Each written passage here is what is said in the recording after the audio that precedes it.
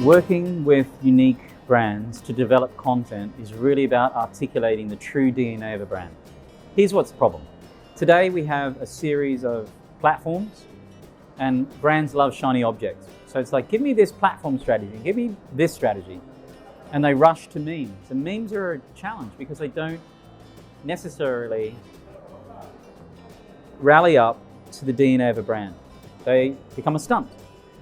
And in a world that's distracted, I think what has to happen is brands have to get back to their DNA, understand what their story's about, tell that story authentically on the platform that they feel like engages best, instead of doing one thing everywhere. So the truth is, figure out their DNA, figure out what's unique about the story, don't rush to shiny objects, and sure don't rush those platforms to figure out a platform strategy because it could land on an audience that doesn't really relate to the core of the message they're trying to articulate. Sounds basic, but we forget about it at times.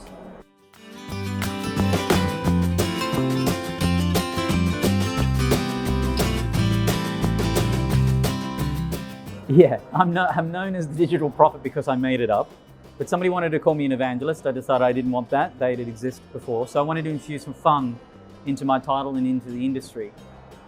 My passion for digital has come because I'm a traditionally trained graphic designer. I can hand-kern fonts. I know what it's like to design stuff in a traditional design manner. I self-taught computers, and the curiosity of computers is, for me, scale. How do I scale my time? How do I scale to millions of people? So for me, the passion was digital technologies allow you to collapse the in-betweens, and they allow you to create a closeness at scale that's quick and with tools that I've never seen before. So traditional graphic designer turned into a digital designer, turned into somebody who could architect technology that allows you to do it on masses and scale. That's what made me super curious about it.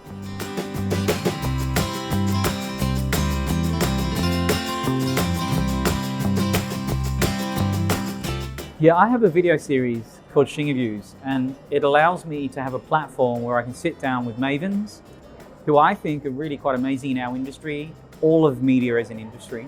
And it's quite wide. It's from an amazing musician like Imogen Heap, all the way to some of the leaders of some of the biggest agencies on planet Earth, some of the great creators on planet Earth. And it allows me to ask questions that either qualifies or disqualifies my own discord. And it helps me figure out whether I can stay and remain a student on being educated with people who I think have succeeded. And so it's not about me having the answers. I'm a total output machine, but allows me to pause and actually get feedback and then articulate that in the story. The challenge is they're only about 2.5 minutes, but I sit with the talent for like an hour. So you only see 2.5 minutes of a story where I've had the grace of an hour with those people to really understand the fabric of what makes them tick. And there's one common thing I've found about all of them, and that is this business is still based on human-to-human contact, and that gives me faith. Good question.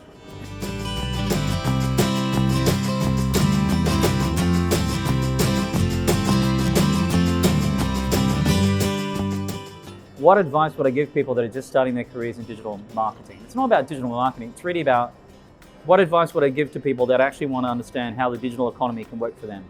And for me, it's really basic. Two things. One is, if an employer looks at your social graph, open or closed, and says, hey, this seems to be in a disconnect between us and you and your social footprint, then maybe that person shouldn't work at that company because they're valuing you differently, where social currency and these platforms are an expression of a young audience today that want to be employed. So it has to be part of the fabric. So if that company is disconnected, wrong company for you. And the simple advice was given to me by a very dear friend of mine who's a singer-songwriter, Gavin DeGraw. And he said to me, go where you're celebrated. And I thought to myself, my God, that is such good advice, because we lose sight of that, particularly a lot of these platforms aren't that favorable.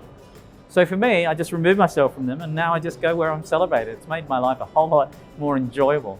I'm a much happier human, thank God. Creativity for me means the ability to take an idea, to birth an idea and articulate it in a way that feels like it represents whatever that storm was.